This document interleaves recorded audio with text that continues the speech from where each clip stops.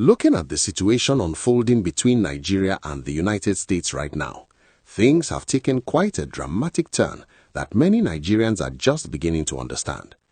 The Tinubu administration has reportedly spent $9 million to hire Republican lobbyists in Washington, D.C., and this move comes at a time when tensions between Nigeria and America have reached what some are calling a critical point. We are talking about American military jets dropping bombs on Nigerian soil and the Tinubu government scrambling to do damage control by hiring one of the most expensive lobbying firms in Washington, D.C. This is not a movie script.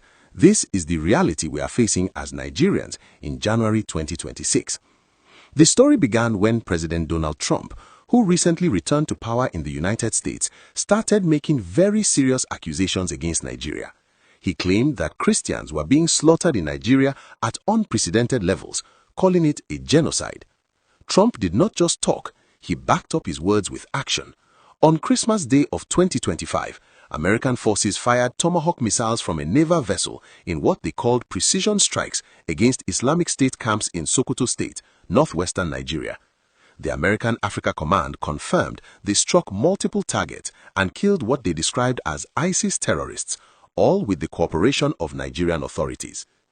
The Nigerian government had already been feeling the heat before those strikes happened. Trump had redesignated Nigeria as a country of particular concern for religious freedom in November 2025, essentially putting Nigeria on a global watch list. 4 days before the Christmas airstrikes, the United States imposed a partial travel ban on Nigerians, blocking tourist, business, and student visas. The timing was not a coincidence. President Bola Tinubu found himself in a very tight corner. His administration was being publicly humiliated on the world stage, with Trump threatening more military strikes if the killings continued.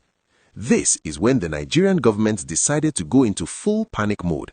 According to documents filed with the United States Department of Justice, Nigeria's National Security Advisor Nuhu Ribadu facilitated a deal through a Kaduna-based law firm to hire a Republican-connected lobbying firm called DCI Group.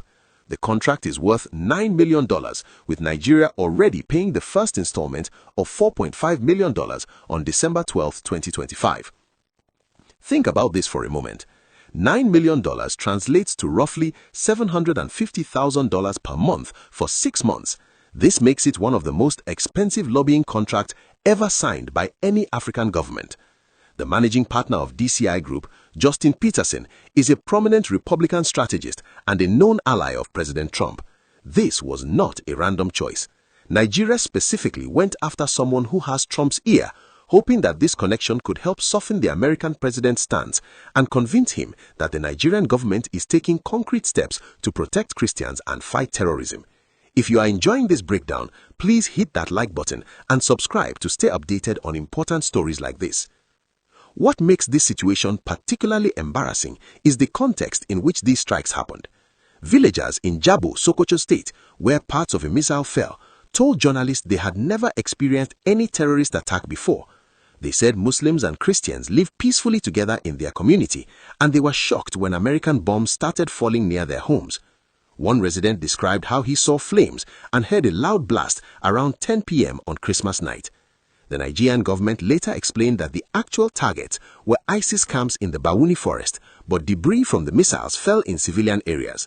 Thankfully, no civilian casualties were reported, but the psychological impact on these communities cannot be ignored. Security analysts have pointed out something very important.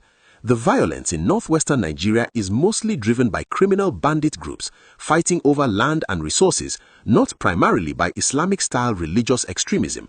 Yes, there is a group called Lakurawa that has connections to Islamic State Sahel province, but the situation is far more complex than Trump's narrative suggests. In fact, these armed groups have killed both Muslims and Christians indiscriminately. Just 1 day before the American strikes, a suicide bomber attacked a mosque in Maiduguri, killing at least 5 people.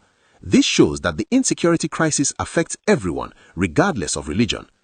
The Tinubu administration has been accused by many Nigerians of not taking the security situation seriously until Trump made his threats. Critics point out that for years, the government seemed indifferent to the daily massacres happening across northern Nigeria. Armed groups were kidnapping students, attacking villages, and creating havoc, Yet government officials continued their activities as if nothing was happening.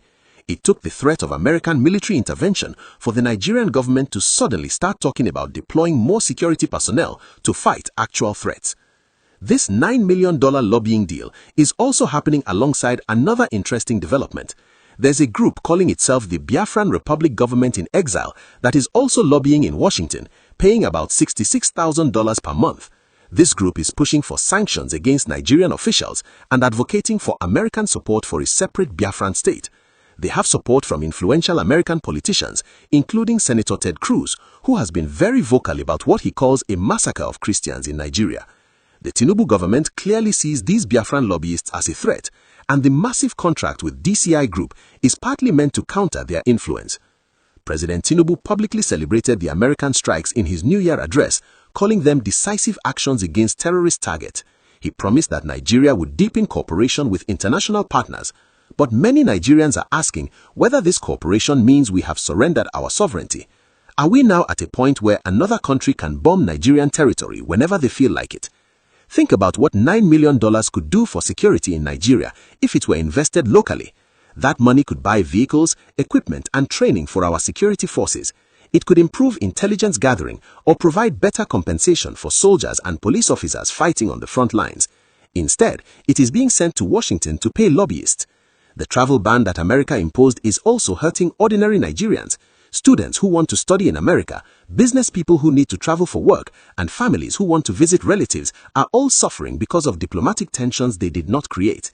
The question is whether the Tinubu government can actually deliver on the promises they are making through these lobbyists. Can they genuinely improve security and protect all Nigerians regardless of religion?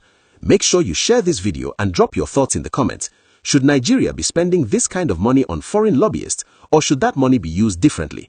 Subscribe and turn on your notification bell so you never miss our updates on this developing story.